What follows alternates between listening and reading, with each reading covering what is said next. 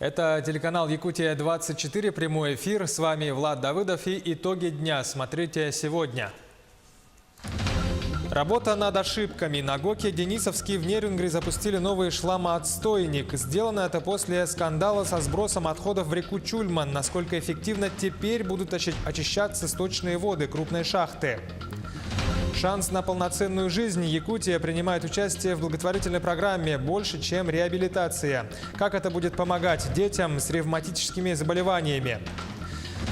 Приятное с полезным. Более 600 детей подали анкеты на поиск работы во время летних каникул. Есть ли для подростков вакансии? Насколько готовы сами работодатели давать временную работу школьникам? Экспедиция в Мусапа. Ученые МГУ с ВФУ и Института мерзлотоведения посетили местность недалеко от Верхневилюйска. Какова цель исследований, в чем уникальность этой местности? Полярные авиалинии строят новый ангар в Магане. Там будут заниматься ремонтом воздушного транспорта. Как дела у предприятия сегодня?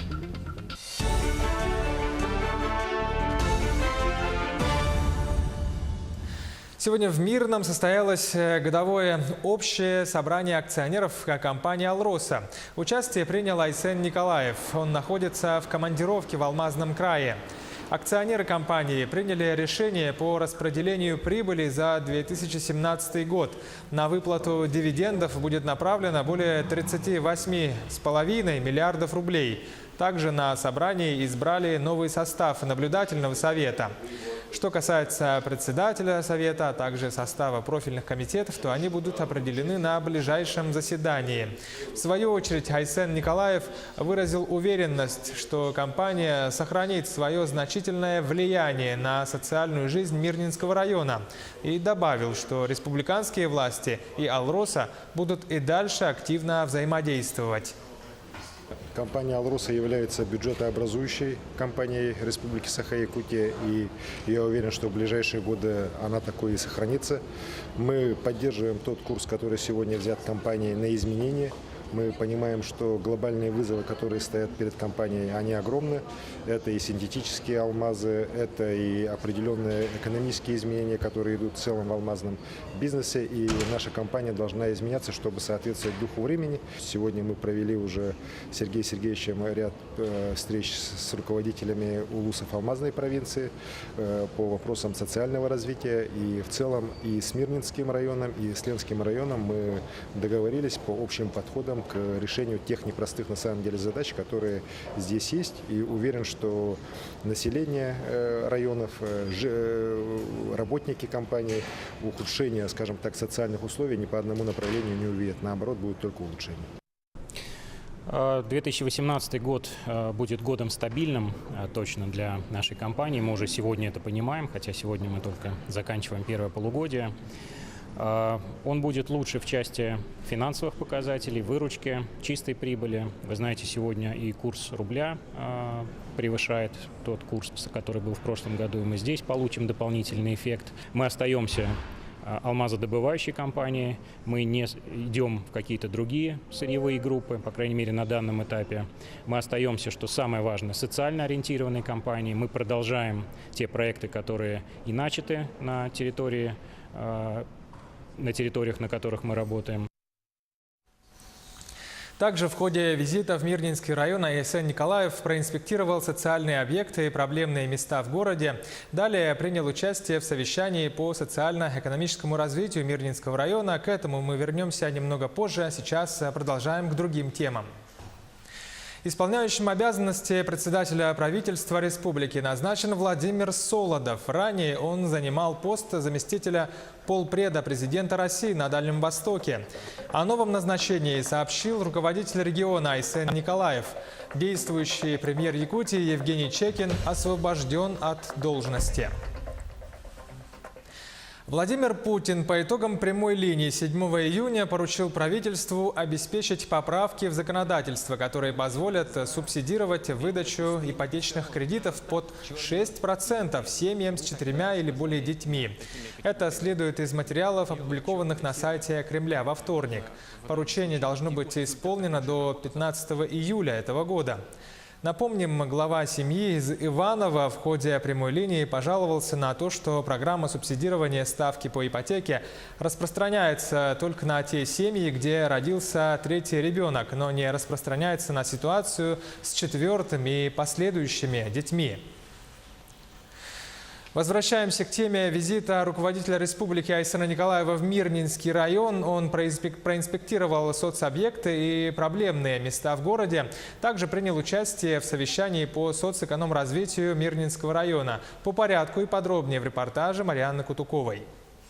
Объезд города Айсен Николаев вместе с главами района и алмазной столицы начал со строящегося здания детского реабилитационного центра «Харысхал». Как сообщили гостю, строительство важного для района объекта идет по плану. Сдача планируется в сентябре текущего года.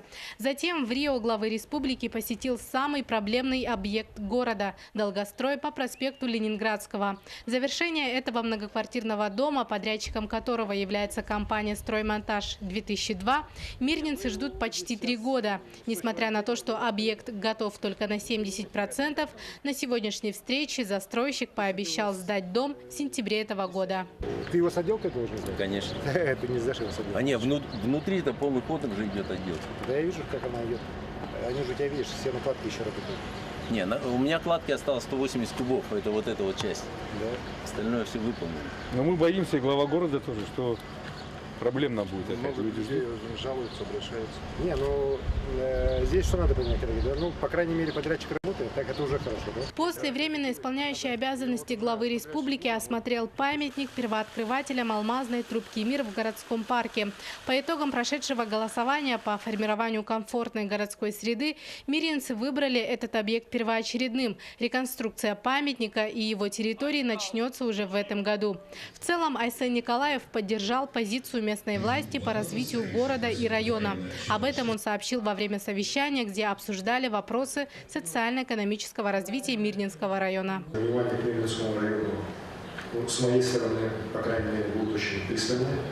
Я здесь буду регулярно у вас появляться, проводить совещания и на уровне компании «Алроса», на уровне ваших других недропользователей, их, по-моему, 11, которые у вас здесь появились новых, да, с тем, чтобы развитие экономического района шло более, с одной стороны, динамично, а с другой стороны, мы все-таки за вопросами развития экономики не потеряли людей. Как отметил Айсен Сергеевич, есть масса вопросов, которые необходимо решать на местах. При этом муниципальные власти должны быть максимально открыты для людей. Якутия должна быть большой, единой командой. Несмотря на предстоящие республиканские выборы, где непременно будут разногласия, важно провести их на достойном уровне. Марианна Кутукова, Евгений Тайтонов, Мирный.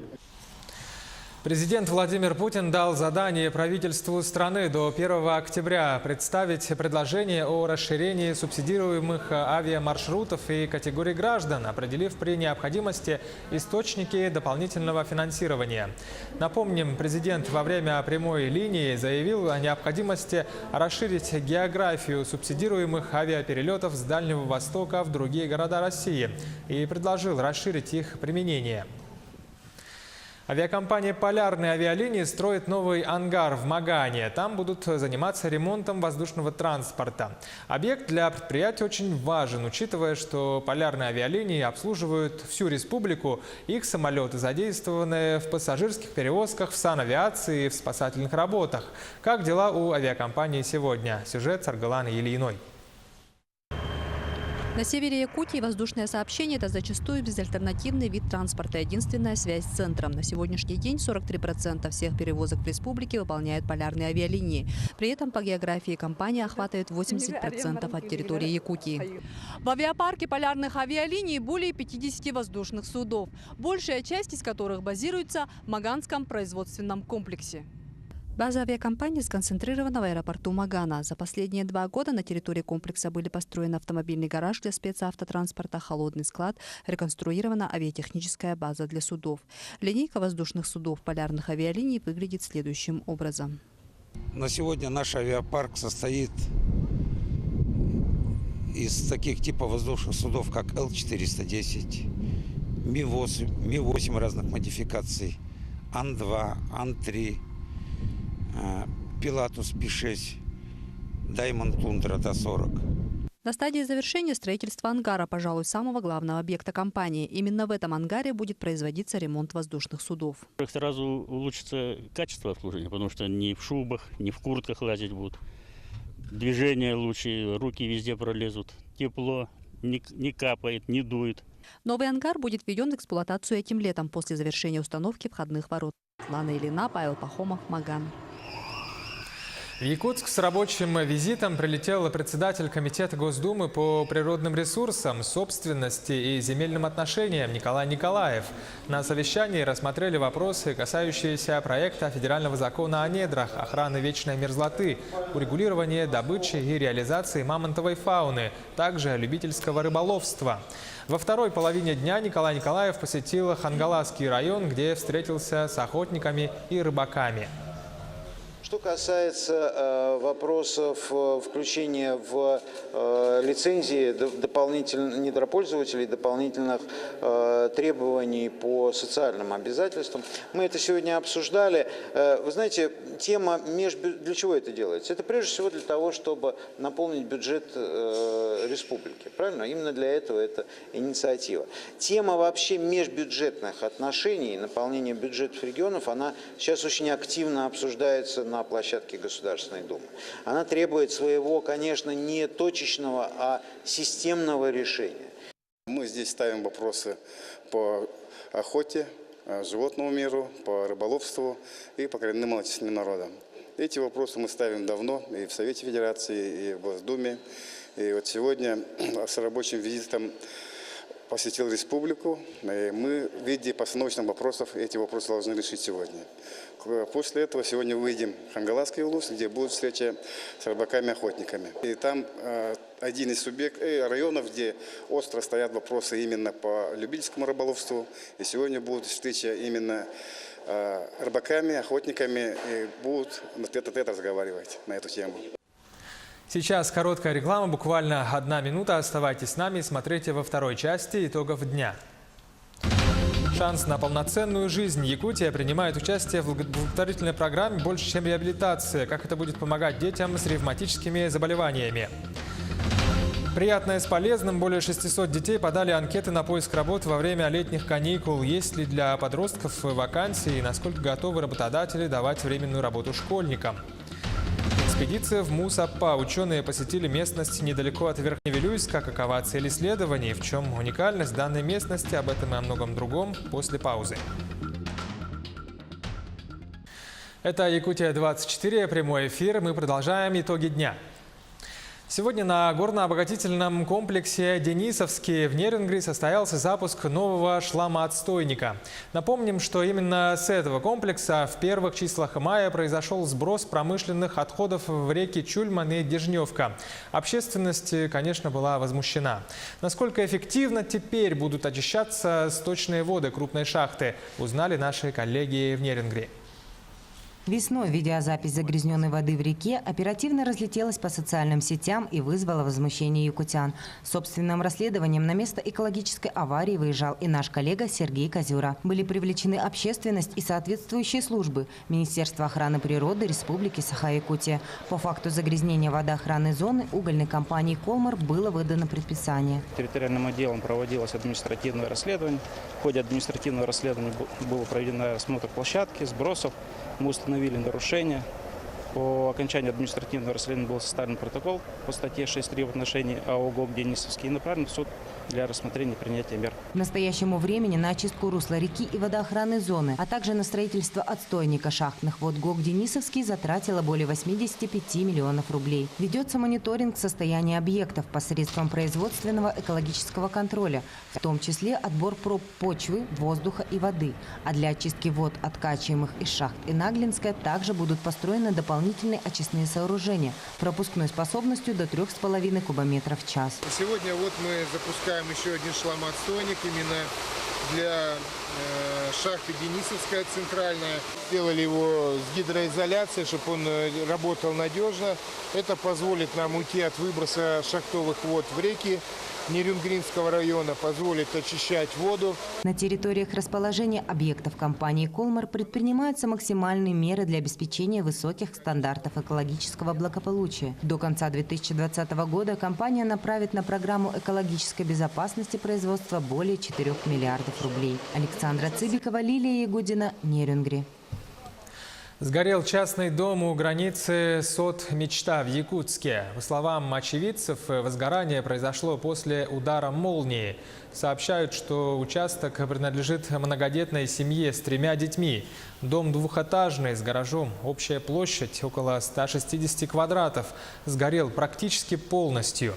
Как говорит глава семьи, сумма ущерба составила более 3 миллионов рублей. Ничего не осталось. Планировали, завтра должны были газ, трубу, монтаж делать. Там все сгорело. Ну вот это расскажите про то, что вот электричество не могло, да, потому что света не было. Ну, во время пожара по Саталу вот не было света из-за аварии высоковольтной линии. И поэтому из-за электричества не было. Ну, когда утром уезжал, все, там все электричество вырубился.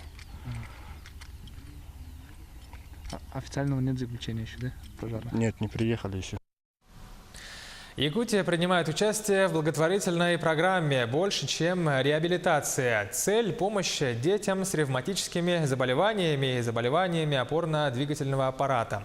Сколько детей страдают от этого диагноза в Якутии и как программа будет этих детей поддерживать? Подробнее Анастасия Кобызева. Ювенильными ревматическими заболеваниями страдают дети в возрасте не старше 16 лет. Болезнь не дает совершать даже простые движения – почистить зубы, расчесать волосы или застегнуть пуговицу. Эти недуги становятся причиной развития инвалидности. И, к сожалению, на Дальнем Востоке Якутия на первом месте по количеству детей с этими заболеваниями. У нас на сегодня более 300 детей с тяжелыми артритами. Из них 143 ребенка – это действительно тяжелые, средне-тяжелые артриты, которые требуют иммуносупрессивной терапии. Это вот фактически химиотерапия. Они получают препараты базисные, такие как метотрексат. И 48 детей из них требуют назначения генно-инженерной биологической терапии. Это очень дорогостоящее лечение, но оно позволяет избежать тяжелой инвалидности. После долгого и дорогостоящего лечения пациентам необходима реабилитация. Именно она повышает эффективность терапии и увеличивает вероятность возвращения юных пациентов к активной жизни. Фармацевтическая компания Pfizer и благотворительная организация «Возрождение» предоставили Национальному центру медицины 4 единицы оборудования на сумму 500 тысяч рублей. Среди них аппарат «Артромод» для разработки коленного сустава.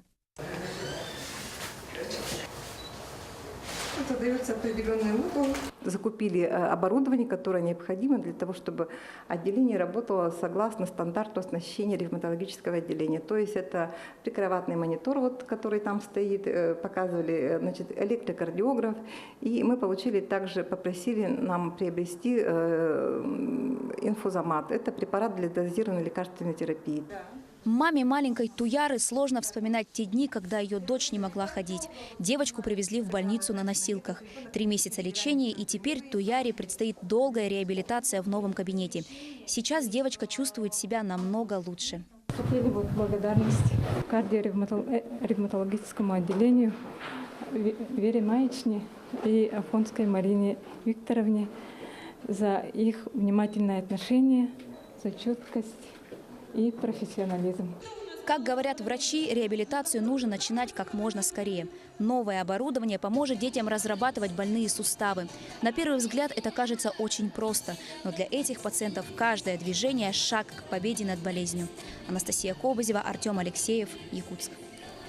Сегодня началась работа приемных комиссий по набору студентов на целевое обучение за пределами республики. Комиссия напоминает абитуриентам и их родителям, что документы принимают до 5 июля по адресу город Якутск, улица Водников, дом 1. Это Якутский институт водного транспорта, бывшее речное училище. С собой необходимо иметь заявление, документ о среднем общем образовании, подлинник, 6 фотографий размером 3×4 и оригинал медсправки, подтверждающие прохождение обязательного предварительного медосмотра. Более 600 детей подали анкеты на поиск работы во время летних каникул. Об этом сообщили в Центре занятости столицы. Есть ли для подростков вакансии и насколько готовы предприятия давать временную работу школьникам? Сюжет Дмитрия Тымырова. Лето, пора отпусков и каникул. Взрослое население хочет отдохнуть, а вот дети, наоборот, ищут работу. В трудоустройстве им помогает в Центре занятости населения города Якутска. Я записалась сюда, пришла, мне подсказали работу. Я пришла на эту работу, и вот я нашла себе работу, и сейчас вот с сегодняшнего дня я начинала уже работать. И таких ребят, желающих работать в летнее время, сотни. Сейчас вот у нас порядка 600 детей стоит. Подали свои анкеты, они все хотят работать на каком-нибудь предприятии. Подростки готовы заняться любым видом деятельности, начиная от общения со своими сверстниками, заканчивая работой с документами. В Центре занятости населения каждый из них уже приходит со своими конкретными запросами. Желательно волонтером или вожатым, потому что с детьми проще общаться все-таки, так как ты сам еще ребенок, так намного проще найти общий язык с детьми. Ежегодно в рамках муниципальной и республиканской программ столичный Центр занятости населения организует трудоустройство подростков. В этом году на эти цели выделено более 5,5 миллионов рублей. В первом полугодии у нас работу нашли через Центр занятости 513 несовершеннолетних граждан. На летний период мы хотим охватить большее количество детей. Так, в прошлом году у нас было трудоустроено 1273 ребенка. В этом году планируется тоже трудоустройство этого же количества детей. Главная проблема трудоустройства подростков. Работодателей, готовых принимать на временную работу школьников, с каждым годом становится все меньше. Ну, это, конечно, связано с финансовым и экономическим состоянием многих предприятий из-за повышения МРОТ по Российской Федерации, да, то есть сейчас многие предприятия, особенно бюджетные, должны обеспечить зарплату своим работникам до МРОТ. Проблема тем актуальнее, что летняя подработка детей – это не только способ научить школьников трудиться, повышать их ответственность, а для многих семей это еще важное подспорье для увеличения бюджета. Дмитрий Тымыров, Джилустан Иннокентьев, Якутск. Накануне сборная России проиграла 3-0 Уругваю на чемпионате мира по футболу, но, как было известно еще до матча, эта встреча особого влияния не имела с точки зрения набора очков. А вот уже следующий матч будет иметь статус решающего. 1/8 финала. Игра на вылет. Россия против Испании. Болельщики продолжают верить в успех нашей сборной. Игра состоится 1 июля в 23:00 по нашему якутскому времени. We are loving Russia. Everybody's great so far. And champion, Brazil, yes, champion. Brazil's gonna win. Brazil's gonna win the champion. Матч с Уругваем, это, в принципе, Черчесов как-то может выпустил второй, пару игроков, которые не основы, что-то отдохнул Головин. Сегодня, может, мы были не готовы, но в следующий раз мы разорвем. Ученые МГУ, СВФУ и Института мерзлотоведения посетили местность Мус-Аппа. Это в 30 километрах от Верхневилюйска. Какова цель исследований и в чем уникальность этой местности? Репортаж Евгения Абрахова. Научный интерес местности Мус-Аппа представляет не только незамерзающий летом и не тающий зимой подземный источник, но и пористость, прочность основания грунтов, пески, тукуланы, характерные для южных регионов. Вот если брать, например, строение песчаных зерен и минерального состава вот этих песков и песков, например, каких-то пустынь или даже вот европейской части, но распространенных на юге, по Северному Кавказу, это абсолютно разные по строению. То есть вот хотелось бы еще и с этой точки зрения рассмотреть эти пески. Отдельный интерес вызывает происхождение различных видов камней. Дефляция, то есть ветровой вынос достигал таких масштабов, что обнажались камни, песок и пыль уносилась, и на поверхности почвы, вернее почву тоже деградировала, просто на поверхности, на дневной поверхности лежали вот такие камни. И у них постепенно стачивались грани. Они могли немножко переворачиваться, потом вторая грань стачивалась, и они приобретали вот такую специфическую граненую форму. Совместная работа с учеными передает научный опыт воспитанникам лагеря Тонгочан. Ученики с большим интересом изучают минералы, чистые воды ручья и восхищаются окружающей природой. Давным-давно тут ничего не было, тут только полянка и деревья. Из-за того, что тут песок может хорошо переводить воду, и она очистила вот эту местность, и получилась вот такая полянка воды. Местные жители давно считают целебно чистую и прозрачную воду в ручье Мусаппа. Но если, допустим, по ПДК, предельно допустимая концентрация, которую вот, чтобы использовать, это вот только вот они тоже ниже этих показателей, но вот за исключением, что некоторые вот железо, иногда марганец, там повышенное содержание, но это как бы ничего страшного, как бы это. Туристический научно-исследовательский лагерь Тонгочан работает уже 17 лет. И последние 3 года по проекту по следам Ричарда Маака. И в эти дни собирается сплавиться по реке Марха до территории Оленевского улуса. Евгений Абрахов, Александр Адамов, Верхневилюйск.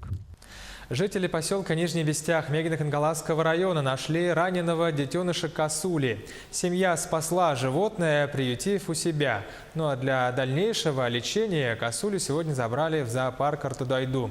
Добрая история в сюжете Ольги Лысак.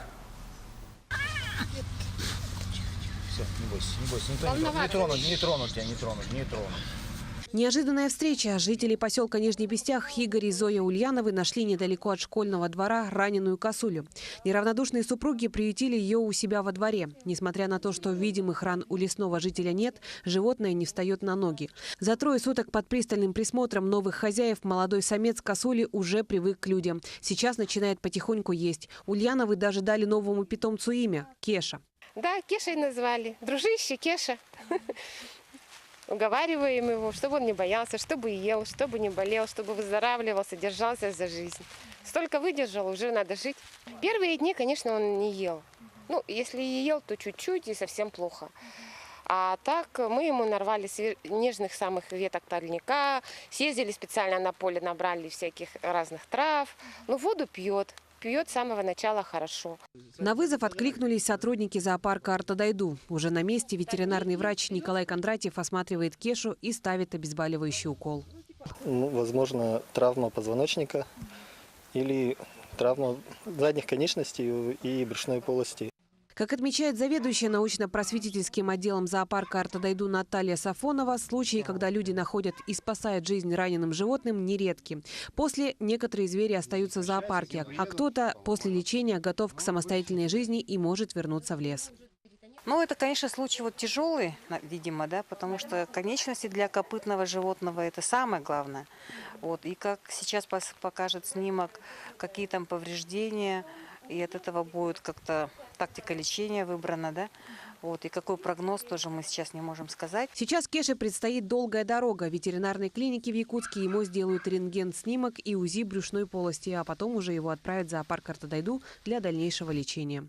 Ангел-хранитель, видимо, у него сильный. И что до сегодняшнего дня даже будем дальше надеяться, что выживет, что все у него будет хорошо. Ульяновы прощаются с косулей. Кеша успел полюбиться, стать родным. Семья обещает, что обязательно навестит его в зоопарке. Ольга Лысак, Гульнара Лукманова, Александр Шадрин, Мегино-Кангаласский улус. Таковы итоги дня. Смотрите телеканал Якутия-24 и будьте в курсе.